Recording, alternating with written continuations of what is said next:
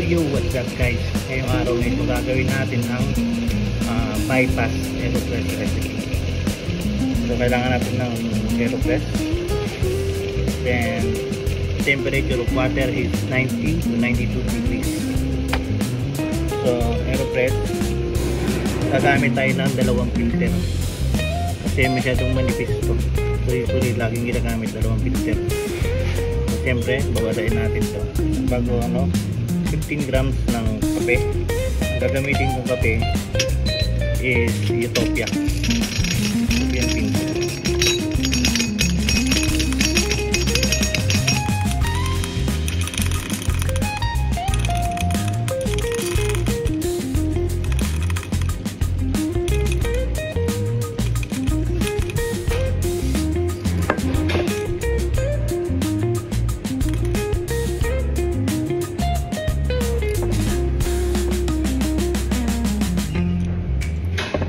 So 15 grams lang ng kape ang gagamitin ko.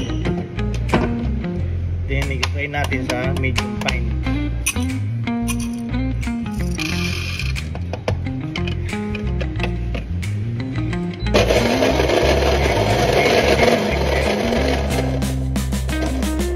Basa natin yung filter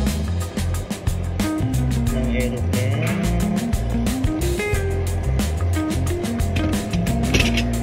Tuklap natin siya kasi may mga bubbles.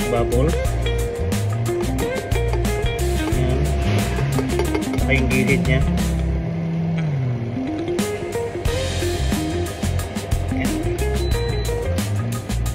Then set 0.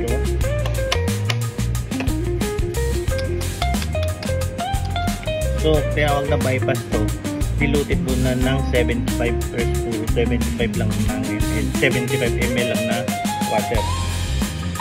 Talagyan na natin to.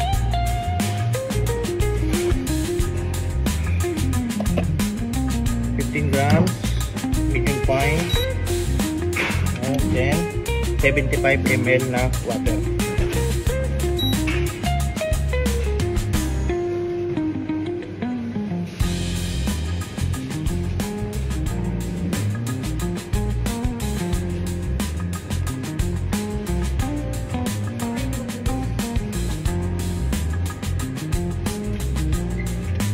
And 75 lang.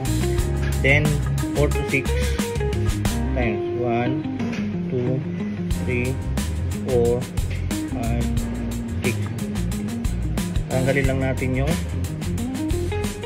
para lahat mabasa. So antay tayo ng 1 minute and 30 seconds. So kukoveran natin. Antay ng 1 minute and 30 seconds bago natin i-press.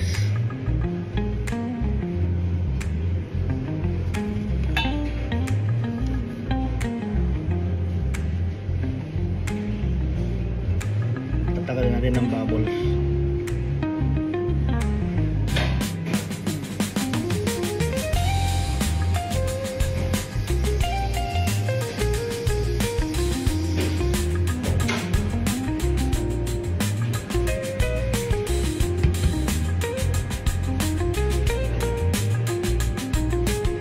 So 1 minute 30 seconds.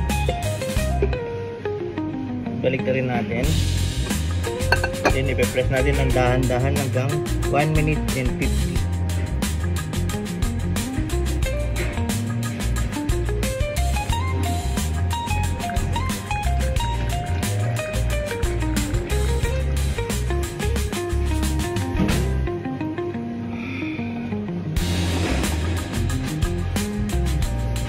So ito na yung diluted natin, 75 ml ang bypass natin. Lalagyan natin siya ng 80 ml water.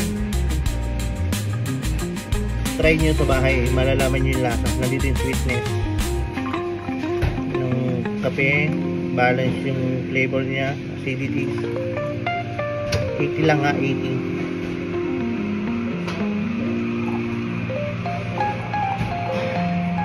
Yan, 80 ml.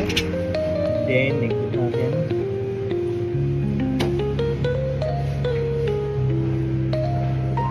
Then syempre ano natin lang yung tubig natin, ano natin yung ano natin, hot water. So let's go.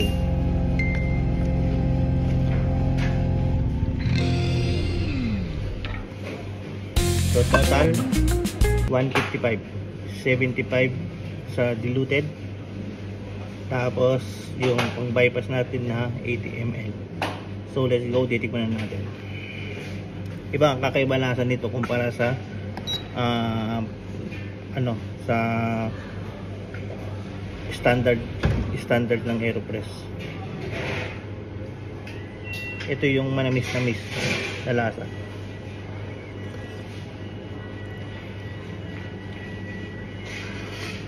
Gusto nyo tikman guys, gawin nyo itong recipe na to. Let's go.